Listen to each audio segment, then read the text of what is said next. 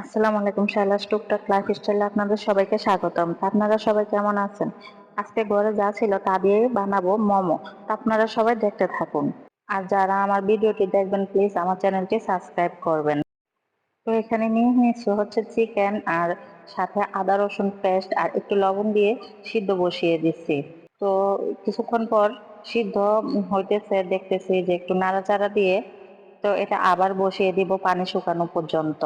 তো এর মধ্যে 2 কাপ ময়দা নিয়ে নিছি আর সাথে নিয়ে নিচ্ছি হচ্ছে গরম পানি। তো এখন এগুলা সুন্দরভাবে মেখে নিব। তো মাখার পরও এগুলা হাতে লেগে গেছিল, তো একটু তেলও দিয়ে দিছি, এখন দেখুন হাতে লেগে নেই।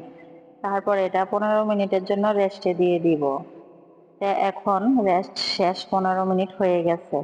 এখন এটা থেকে ছোট ছোট রুটি বানিয়ে নিব, ছোট ছোট করে এই ডোগুলা বানিয়ে নিব।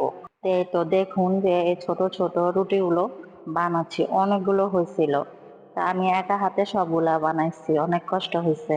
এই যে এইভাবে বানাই নিছি, এই যে দেখুন অনেকগুলা রুটি। যারা যারা আমার ভিডিওটা দেখবেন প্লিজ আমার চ্যানেলটি সাবস্ক্রাইব করবেন।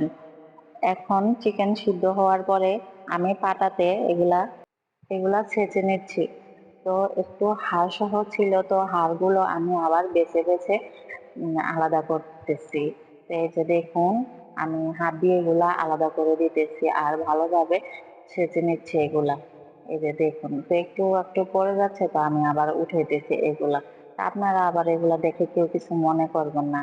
এই যে আমার এগুলা বাটার পরে এগুলা হয়েছে। তো একটা ফ্রাই প্যানে আমি হালকা একটু তেল দিয়ে নিচ্ছি।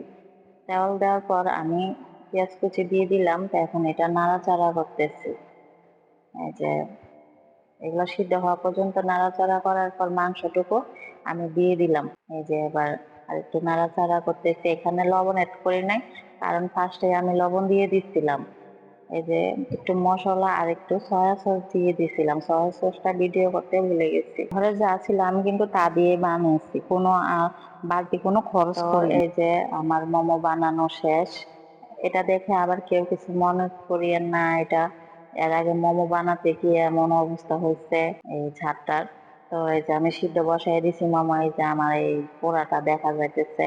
এই যে 15 মিনিট পরে মোমো রেডি হয়ে গেছে, দেখুন কত সুন্দর। ঘরে যা যা ছিল তা দিয়ে সুন্দরভাবে আমি মোমো বানিয়ে নিলাম।